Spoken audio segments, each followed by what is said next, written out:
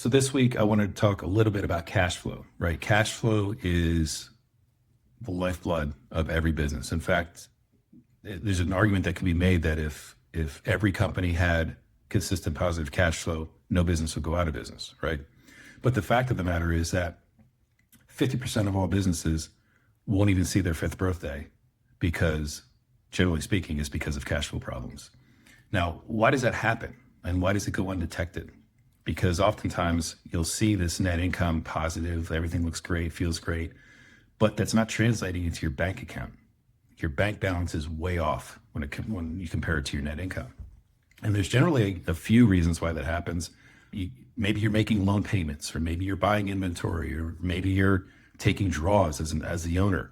Those three things right there don't hit the P&L. You're not going to see them hit your net income, but they do affect the balance sheet, right? So your cash flow your cash is going lower, but it's not affecting your net income because they're balance sheet items. Another thing that happens oftentimes is you'll invoice a customer. So when you invoice a customer, you hit your AR, they owe you the money, hit your revenue. And what happens is you run a report and you look, oh, my net income is great. I have all this revenue, right? But you haven't collected the cash. So there's a disconnect with that revenue and your actual cash flow. So that's why oftentimes fractional CFO firms will incorporate as a core product offering cash flow forecast. And that's usually like 13 weeks, sometimes it's a year, 24 months, whatever.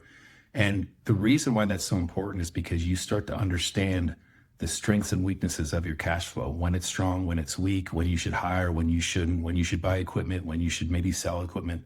Those things become actual strategic decisions that you make to grow your business. It's a huge thing, and it's a very valuable thing to do, to monitor your cash flow weekly like that.